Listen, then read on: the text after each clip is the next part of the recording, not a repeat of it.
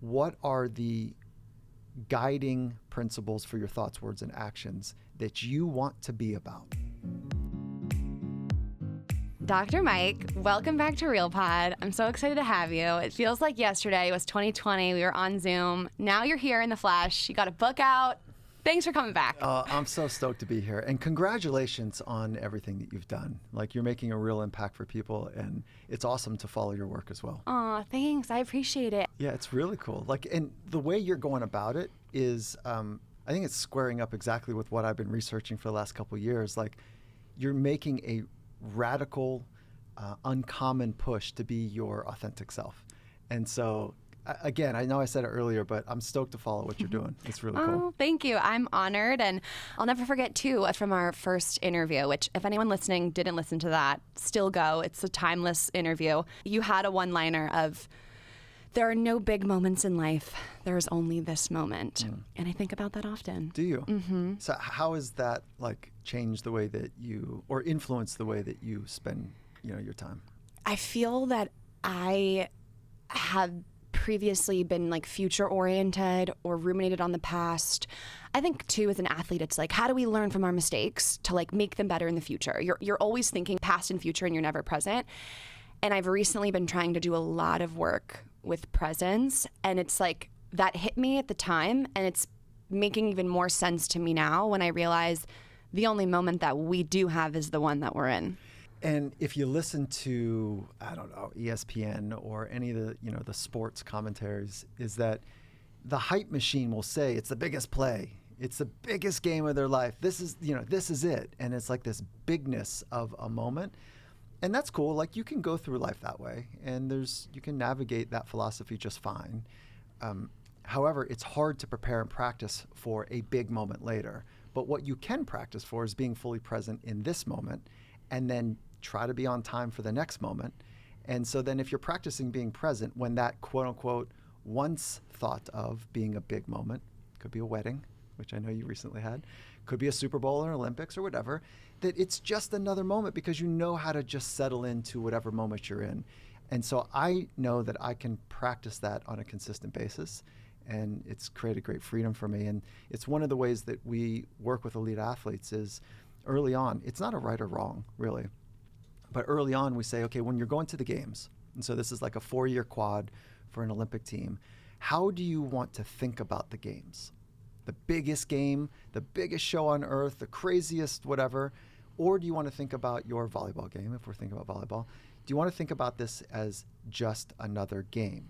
The rules are the same, the court size is the same, ball weight is the same, there's no snipers up in the audience usually that are, there's no physical consequence if you make a terrible mistake or whatever. So how do you want to think about it? Most people say they want to think about it as just another game, but then when they arrive, if they're not trained or practiced, they arrive and kind of undo all of that good work, and they, become a smaller version of themselves. Mm-hmm. And so, yeah. Even as you say that, I have a part of me who's I remember this when I was playing sports. I'd be okay, I'd say the right thing. I'm trying to keep it calm. And then I'd be but it's the season opener. And a big part of me wants to exactly. freak out. Yeah, I know. So that's it. So that if you find one that feels more organic to you, big moment, just another moment, it doesn't mean that you want to lose the specialness of any moment.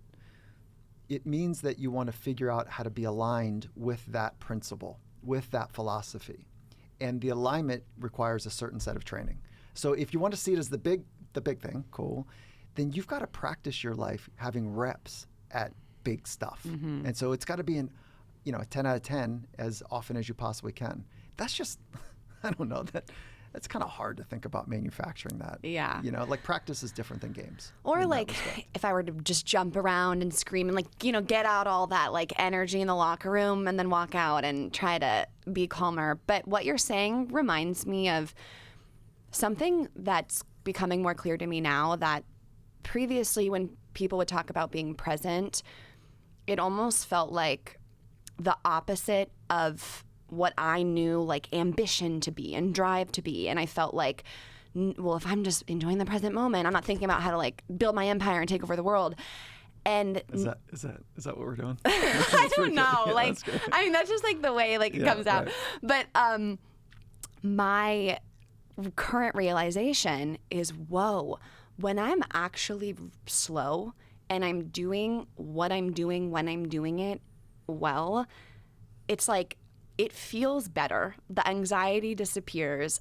I'm better at what I'm doing, and I'm actually going to like be able to get farther and have a more ideal end game than when I'm on phone calls and I'm checking my email and then I'm worrying about this and I'm thinking about that and I'm never really like with what's happening. I'm starting to actually feel it. I don't know if I can verbalize it, but I feel it. You're on it. Yeah. High performance, like that matters to you and many people in our community. So there's authenticity, so there's happiness and joy and fulfillment and meaning. And these are all psychological underpinnings of how to live life. And all of those happen and are experienced in the present moment. So if you want to increase the quality of your life, it would make sense to increase the frequency of time you spend absorbed in the present moment. That does not mean that, and there's a whole set of practices you can do to increase that. And we can definitely pull back the curtain there. But that doesn't mean that you're just going for the ride of life and whatever the moment presents you. It doesn't mean that. There's a time and a place to think deeply, to cultivate the right internal and external resources to take over the world. Right? I just mean like, that ego voice in my mind is like, become really successful. Well, there's awesome. Like, that's really good. And it's what you do with that voice, and it's what you do with it. And even if it is this, I want to be wildly externally successful. I wanted to have the house on the top of the hill. I want to have the biggest bank account, whatever it might be. That as long as you have a logical way that you are thinking about squaring that, and it's authentic to you, okay, this is like the adult choices that we make. You can do whatever you want with your life.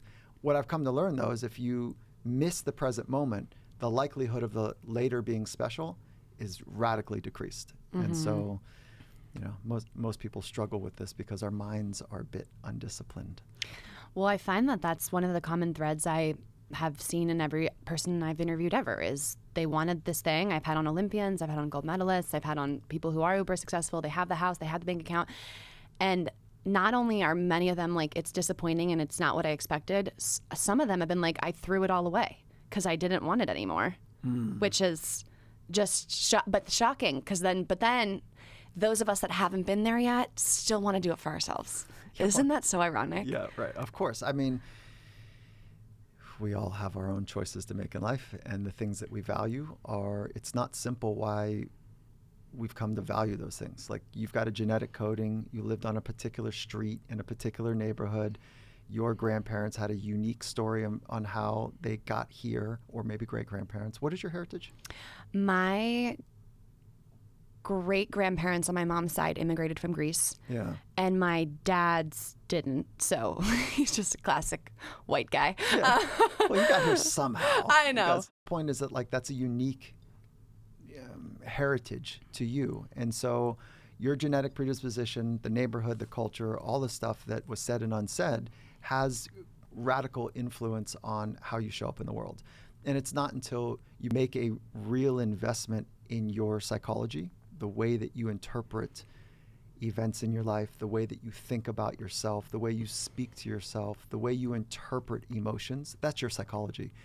And if you don't invest in it or study your own psychology, it's just left untapped. But there's so much that goes into those little micro choices that we make every moment. And that's what I've become fascinated on, is how do we become better?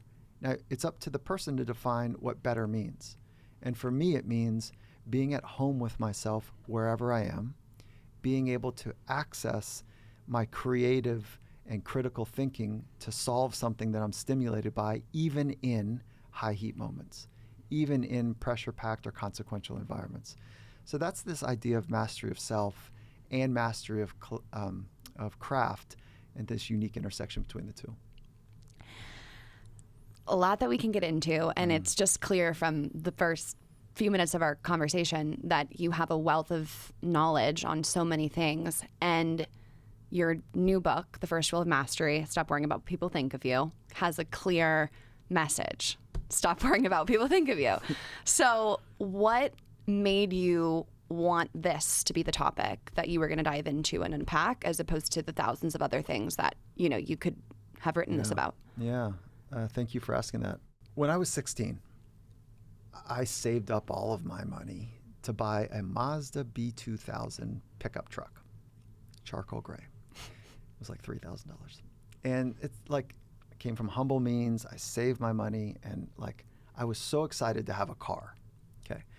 And I'm driving down the street, and I remember I was like not a very proficient driver. And so I wanted to, you know, I wasn't reckless by any means, but I had this moment of awareness where I was driving, and there's a person going in the same direction of me on my left, driving past me, going a little bit faster. And I thought to myself, I wonder what he's thinking of me. And I straightened up my posture. I tried to lean in a cool way. And then I thought, this is fucking ridiculous. Why am I doing this? Why am I adjusting and attending all of my attention to, I don't know if that person's looking. I look over. He was not looking at me, right? I had this slow little pickup truck on the road. So that was like a lightning bulb moment for me about how I think about myself related to other people. And I didn't like it. And I didn't do anything with it, but I didn't like how it felt. And I lived that way for a long time. I grew up in a loving home with a father who was an addict and a mom who was codependent, and they're a perfect fit. Codependent and addicts work well together. One makes a mess, the other cleans it up. And so I ended up having this craving, this desire to want to understand the truth. Like, what is the truth of it? But I had to figure out like how to be okay in that environment. It wasn't dangerous by any means, but it wasn't honest. Okay. So I got really good at blending in socially, because I had to read if my dad was going to come home pissed off or the funniest human you've ever been around. And I had to read it. And fortunately, my friends got good at reading it as well. So like, because our house was the hangout house. And so, because it was fun, sometimes scary, but it was fun. And so I got really good at reading, and that has served me well in the discipline of psychology. But I was reading to be able to fit in and be okay. And it's exhausting. Mm-hmm. I got to a place in my life where it's like, I just can't keep doing this anymore. But this was a private experience.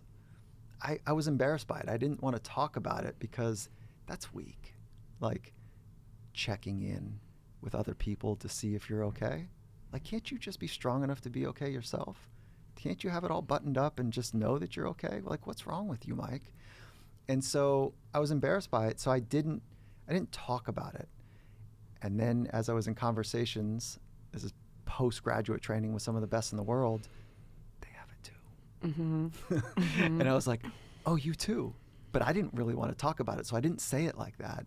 And so I was just, like psychologist hat is on, and we're working on all the right cognitive behavioral, trainings to help with that, and a mindfulness practice to become more aware. And we can get into all the very powerful tools. But I started to notice that there's a lot of people that have it. And then over the last 2 years, so the way that this book came to be is I wrote an article about it. And the article, it was for Harvard Business Review. And it was titled, How to Stop Worrying About What Other People Think of You. And the key word here is worrying. It's not how to, or the mandate, stop thinking about what people think of you. This is about this preemptive worry about what they might think of you. As much of it is when you're in the present moment trying to see if you're okay, and I'll get into the biology of that in a minute. And so I wrote this article, and 12 months later, HBR called and said, hey, this was the #1 downloaded article on HBR. Can we do a book together? There's a formula here. Like, well, you hit a nerve. And as an entrepreneur, I was wrestling alligators, and it was not the right time for me to be able to do it. I didn't have the bandwidth. So they said, no problem, we'll come back around. 12 months later, they called, and they said, hey, we re-released your article. It was, again, the #1 download article. And I said, great, timing is awesome, show me the way. And so we spent a couple years doing the research. Come to find out, Beethoven has FOPO, fear of people's opinions. Like, one of the world's greatest ever had this deep suffering of worrying about what people were going to think of him. I'm fascinated with how all these people you've encountered, and referencing Beethoven, have this same thing too. So why? Are we born with it? Is that part of human programming? Can anyone be born and not care what people think? Yeah, they're sociopaths. Yeah, they're like narcissistic personality. Like NPDs actually care so much about what people think, but they don't feel it the way we do. But again, the word is not thinking or caring. The word here is worrying about what other people think. So if we're going to go to an event, a cocktail party or something, and like FOPO begins in the closet when you're picking your clothes that you want to wear. Are you picking the clothes because Susie and Johnny are going to think that you look good? Or are you picking it because you have a sense of how you're feeling in that day, what's going to feel comfortable and be exciting for you to wear, or whatever the values that you have? Are you choosing for you, or are you choosing for them? So that's like a concrete way to think about how there's an on-ramp to FOPO. That ends up corrupting our authenticity, is when we're making decisions to be not rejected or to be accepted by other people. There's a corruption in the way that we end up going through life. Okay. It's not problematic in the most acute sense, but it becomes problematic when most of our choices and most of our attention is thinking about being okay later. The way it biologically works is that our brain is designed for survival. We have an ancient brain trying to sort out modern challenges. And that ancient brain, your ancestors and mine, they figured out how to ready ourselves without having to think if there's a wildebeest, a saber-tooth, a warring tribe, whatever. Like there's an activation. You recognize it from sport, right? You recognize it from that readiness that takes place when you're about to go do something important. Now, our brain is highly tuned to survival. And one of the parallel paths of survival that's not often talked about was if you got pushed out of the tribe. That if you and I are, let's say you screw up, okay? So we're part of a large community of people and we're trying to live the good life, and you really screw up. And you and I are partnered in that way, and you get kicked out, and you have to square up with me like, I got kicked out. Now that means, okay, I got to go with you. And let's say we got some cousins or something. All right. So now if we're pushed out of the tribe, it's likely that survival was at a high risk. This is almost like a death sentence because we got to hunt, gather, forage, fire, protection of our family, and do it like by ourselves and not have all the resources of the tribe. So getting pushed out was a near death sentence. I'm so glad I just watched Chimp Empire. Yeah. Because this is all it's Chimp Empire on Netflix. Right. Isn't it great? No, honestly, watching that and thinking how we are not that different from them We're at not all. that different. So we've got this ancient brain that's still operating in that way. So that's why when we tune to other people, when we check in with other people, what we're doing is we're checking in to see if we're okay. Because if we're rejected, it's danger. And the problem is that when we tune and they say something funny to them, but insulting to us, or insulting to our friend, that we conform and we laugh. We contort sometimes. We try to figure out how to like be okay socially by not prodding or poking the person that we perceive to have more status. And that's the corruption, if you will, of being a person that stands for something. I'm still a little mixed with the difference between the worrying and the caring, because I could see myself dressing nice for Thanksgiving because I care about what my yaya thinks, because, you know, I want to be respectful to her and she's in town and it's the one day, and what could I wear that would make yaya happy? But that also could be framed as a worry. I'm worrying, what could I put on that yaya will like because I care? Good. Yeah, no, I think the words are pretty clear. Like caring for somebody and worrying about what they think of you feels like miles apart. What's something that she says to you all the time? She goes, "Oh my God, you look so beautiful." Like and she gives you compliments about what you're wearing. Yeah, like anything red. It's her favorite color. Oh, there you go. So let's say you're going into the closet and you're like, okay, I know she likes red, but you know what? I made a promise to myself. I did some research, whatever it might be. Like, I'm not doing red anymore. I don't like it. I don't like how I feel in it, whatever, okay? And you're like, but I'm going to do it for her. And it's a loving act. That's pretty cool. Okay. That's not a big compromise. But if you've made it and you're like, but I'm really worrying that she's going to like be disappointed, and then I'm going to be embarrassed, and then I'm not going to be able to do with it, and then like my mom's going to be pissed off, and then, all right. So there's a little bit of a different tone to that. And so caring and worrying are different. And the type of worrying that I'm pointing to is this excessive, non-clinical. This is not a clinical disorder. This isn't clinical anxiety. So it's below that threshold, but it's this excessive worry about, am I going to be okay later in their eyes? And one of the other on-ramps to that happens at a very young age, is that, especially if you're good at something young, which I know you were, volleyball. I don't know what else. What else were you good at? I played a few other sports, but so athleticism, you got to have attention for being athletic. Sure. Well, I'm not sure what to do with the sure. I'm like, yes. Yeah, no, I don't want to. I'm like, does it sound cocky to be like, yeah, I was 8th grade athlete of the year? No, it's a fact. It's a fact, right? I know, yeah, but like, Okay. you know. So let's play along. You are athletic. You got attention for being athletic. And what ends up happening is between the years of 12 and 18 to 22, I'm just doing basic developmental psychology here. Our job is to try to figure out who we are. Identity versus role confusion is kind of the crisis during that time. And when we get this pouring in of attention about one particular part of our lives, it is so easy, so seductive to foreclose on all of the identities that you could develop. So you say, I'm an athlete. Now you foreclosed on being a musician, this, that, and the other. Okay. And then if you niche it down even more, I'm a volleyball player. What that ends up doing is it develops what's called a performance-based identity.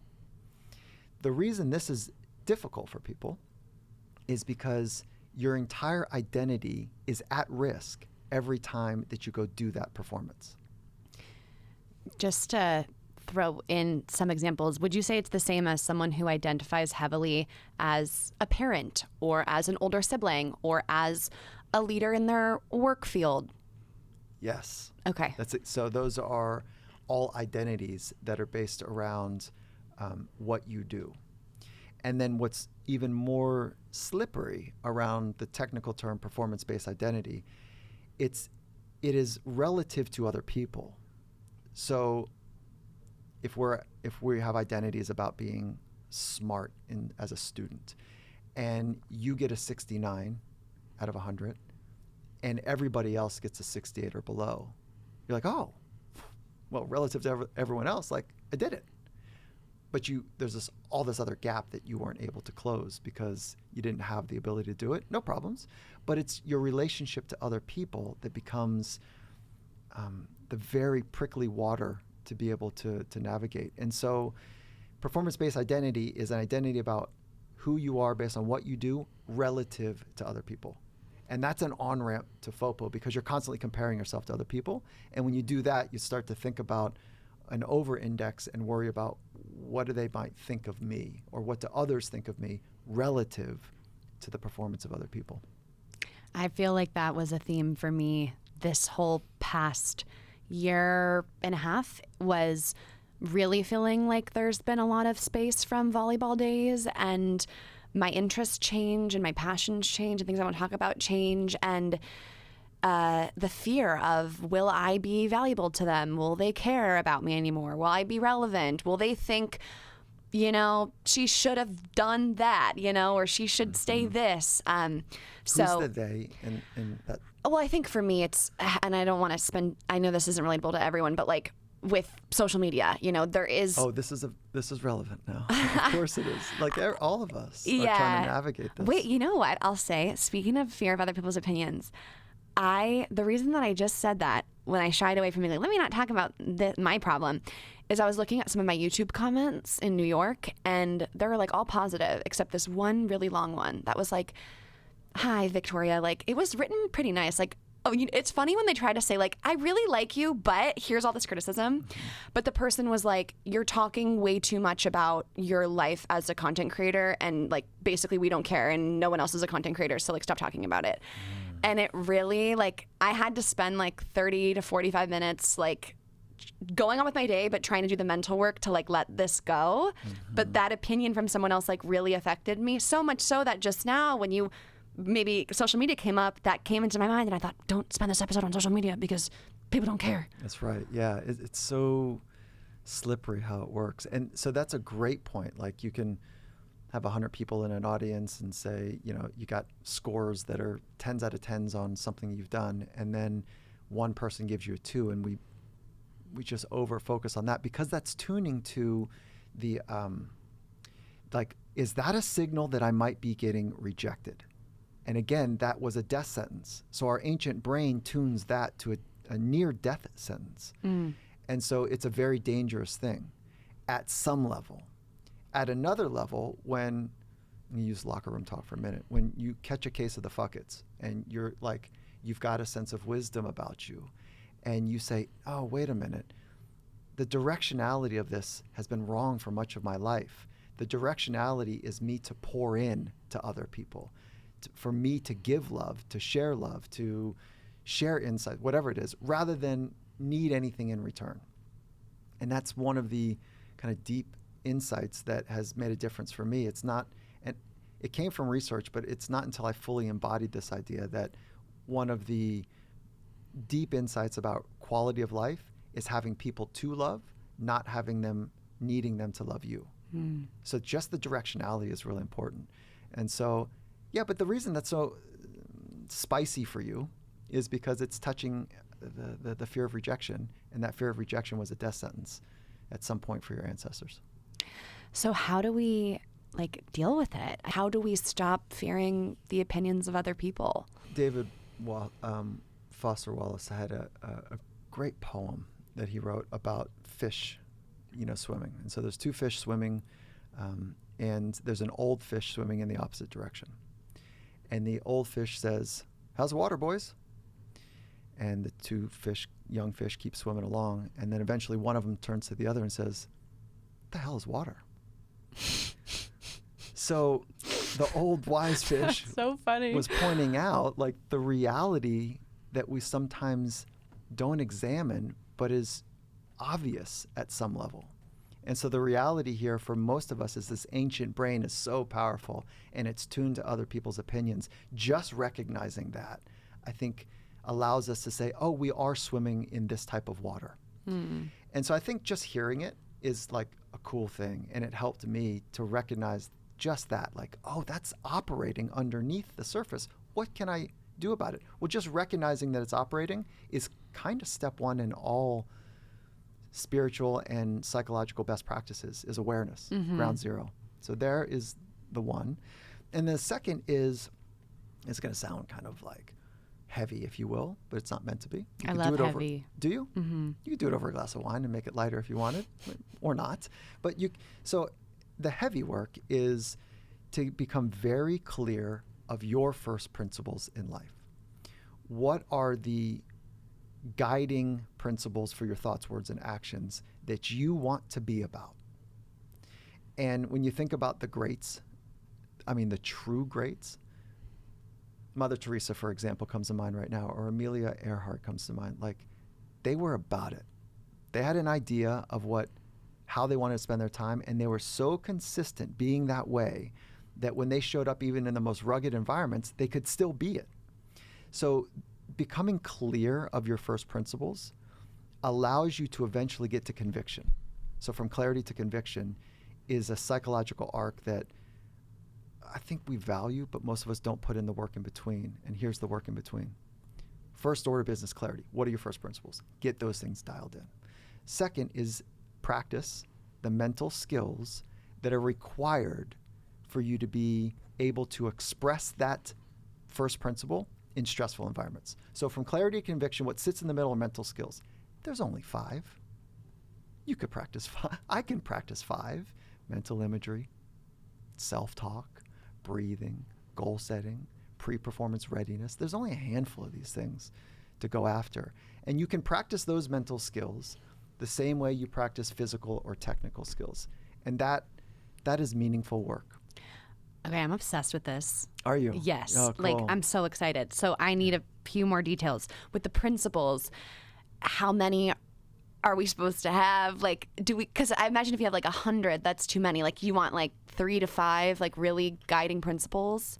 You could have 100. That's cool. Like, it's too much to practice. If you have 100, be about it. I got a lot of principles. Yeah, right. I know. I think for me, it's too hard to organize training around that. So what I would do is what I did is I just wrote down all the ones that came up to the surface for me. And it's inspired by lyrics and poems and great thinkers and doers and my grandmother and grandfather and like just, phrases and ideas that matter to me. And then take that work and you know what, why don't we'll talk about it in great detail now, but for folks that maybe are driving and listening, we'll figure out a way to send this to them, like a form to be able to do it. That'd be great. Get a long list going. And then start to look at the ones that bubble to the top for you right now. We do not need to go get a neck tattoo. This is not permanent. This is like just a work in progress. Notice the ones that bubble up to you, circle those, and circle the most important word in those. Okay? So see how we're starting to reduce this down. Is a principle though? Sorry, I'm literally have so many questions. Like the principle is honesty and like transparency, not making lots of money. That could be a principle. Okay, so there's no rule to what the principle is. No, so honesty and transparency are values. Okay. Okay, so values and first principles, they're cousins. Okay, so if you wanted just to list the values, you could. The reason I say first principles is because sometimes I need some flavor around that value. I need some words to describe that value the way I want to do that value, right? So some people want to say brutal honesty. So that's like a first principle as opposed to the value is honesty. Does that make sense? I'm not about brutal honesty, by the way. That's not mine. I probably wouldn't say that either. Like when I said honesty, transparency, I meant like that's how I'm going to live my life every word that I say. That's it. And then, so those are the values. So those could bubble up and just be where I'm taking us to, which is your personal philosophy for life.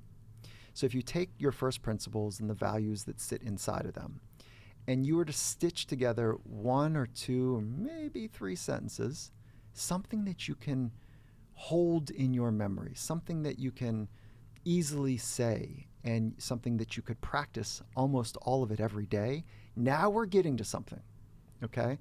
So you do that first pass, ideas, circle some values and some phrases that matter, and then the third step is to put it into a sentence or 2. Now, if you could get that sentence or 2 down to a word or 2, love and transparency, it's so much easier to practice those because that's what matters. Clarity, love and transparency. Now, how are you practicing just like you did as an athlete? So let me push the chair back from the table for a minute. I've spent the last 25 years of my life understanding the psychology of excellence. Excellence is being at home with yourself wherever you are and being able to access your craft. Like it's a path of mastery. And the last 10 years, I've said, this world of sport is a great laboratory. But how do I take those best practices and move them to larger ponds? So most people work. Most people spend most of their time inside of a shared vision of a company. So if I can start to spend some time in those environments, wow, I think that I could help a lot of people be better at being themselves versus just athletes. So the last 10 years, we've been crosswalking these best practices from sport into business. And this is one of the real big, deep, wonderful first pillars of becoming your very best is to do that. And it's a way to stop worrying about what people think of you because you're focusing on you and your values in a way that you're a good teammate and a good community member. Okay, hold on. Now, let me come right back here.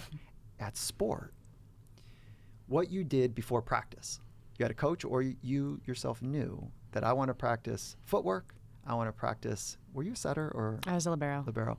So I want to practice holding my frame, I want to practice reading the ball. Okay. He knows a little something. I want to practice specific skills. Yeah. Okay? And whether your coach told you or you knew, you went in with that goal. Okay? You could call it an intention or a goal. And then you went and did the thing, And while you're doing the thing, you had this instrument, your body and your brain, to give you instant feedback about how you're doing. Okay? Sometimes that instrument is sensitive and sometimes it's dull and blunted and not sophisticated. That's why we have external coaches. And those external coaches, using film or their eyeballs, are trying to point out a little bit better. And at the end, there's like a wrap-up, an evaluation. So there's a bookend to this process. We need to do that same practice in life every day, right? And sport, there's a luxury that we've got coaches that are curating that for us. And the rest of us outside of sport, we're like floundering because we don't have a coach every day, a psychologist every day, a mentor every day that's saying, what are you going to be about today? What are your values and virtues? All right, how are you going to practice them today? And at the end of the day, how'd you do? So we have to do it ourselves, along with I don't know, all the other things we need to do. It's hard. So if you can find a community, I think you're better off. I'm just thinking about how grateful I am that you share everything that you do with the world, because you are one of the top performance psychologists in the world. You work with the top people. You could be one of those just, word of mouth, name, behind the scenes gurus no one ever hears about until they're like an A-list celebrity or athlete.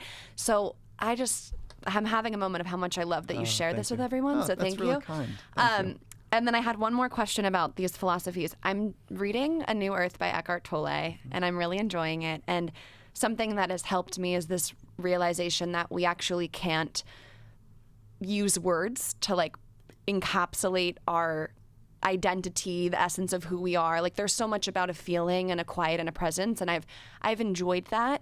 So how does finalizing your philosophy statement, could you see there being some negatives there if then someone's like, well, this is the sentence that is me, and then they maybe don't realize that could change as they change, Yes, I think it's a sophisticated question.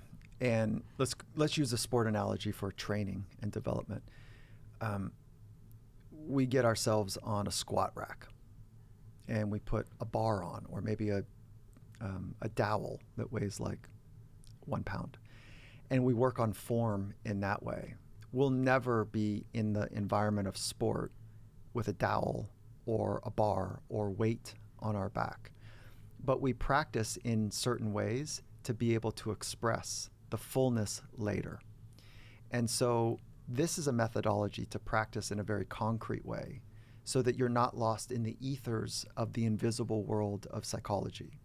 So making the invisible visible is like a principle to help you move along the path from a ill-defined, dark sometimes, but overwhelming invisible world of psychology, and just to make it concrete. And so you're giving yourself a pointer. And over time, what you've been pointing to for a while will lose its essence potentially. And maybe you are bigger than the word love. That'd be pretty dope, right? Jesus did a pretty good job. Mother Teresa did a pretty good job of them going after a best way of what they thought living was. So I don't think that this is narrowing in any way, but you might arrive at a place where you feel bigger or more expansive, is what Eckhart is pointing to. And some of the gurus, and I use that word with reverence, some of the gurus of ancient times and modern times do point to something that is not concrete. Yeah. All the most interesting things, the most powerful things, are invisible. Yeah. I appreciate that answer. I get it. It makes sense. My brain likes to make things definitive and to make them concrete. And so it will be a good practice for me to write and cement what matters to me in this present moment with the knowledge that it can evolve and I might feel differently. And I can almost see one of my principles being something of tapping into your wise mind, or sitting in the quiet and allowing the quiet to lead. That's words, but it's referencing the space. Yeah, so that's what a principle is, as opposed to a one-word value. You can have both. And so, what do you think Nelson Mandela's was?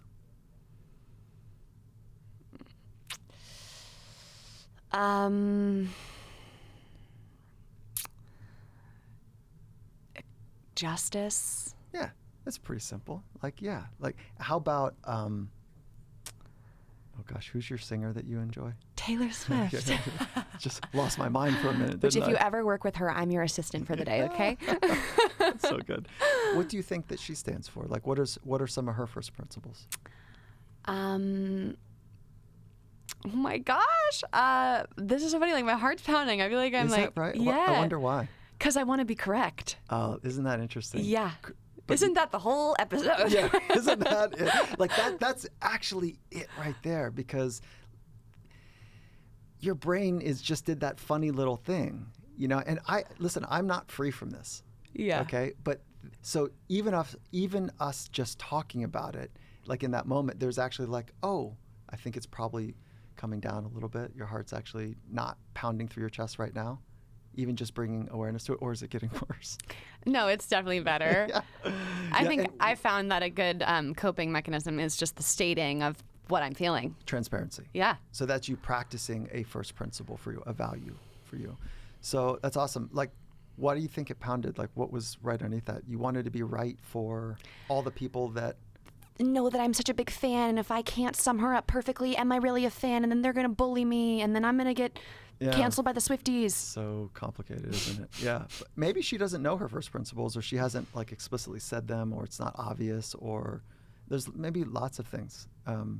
So my point is, like, if you want to be a good community member here, and you want to be in a good relationship or whatever, is that how can we expect people to be great partners or teammates when we ourselves don't know what our most important values are? So if you and I are teammates and you don't know my first principles, how are you going to back me? How are you going to show up when I'm a disaster? Mm-hmm. And so that type of sharing of first principles, we found, creates a whole different level of relationship to help people go to the frontier of their potential, because nobody does it alone. We need each other. Mm-hmm. So it starts with your relationship with yourself, relationships with others, relationship with experience, relationship with Mother Nature, and relationship with robots. So that's coming. Machines are coming. And lastly, before I let you go, I do want to hear, do you have a principle you could share? Do you have your philosophy statement? Yes, of course. Yeah. Every day is an opportunity to create a living masterpiece. So quaint. It means a lot to me. And so I can unpack it, but that's, we can save that for another time as well. Oh, well, thanks for sharing. I'm excited to do a lot of this work. And once again, I just so appreciate you for free sharing your knowledge with the world in the way that you do. And I love finding mastery. And anytime I'm like working with athletes or anyone who's dealing with anything mental, I'm like, do you follow Dr. Michael Gervais? I'm like, have you heard of Finding Mastery? So sweet. Thank you. So thank you. And I'm really excited about this book, and I'm excited to finish it. And I appreciate you coming on Real Pod. 100%. Thank you. Thanks.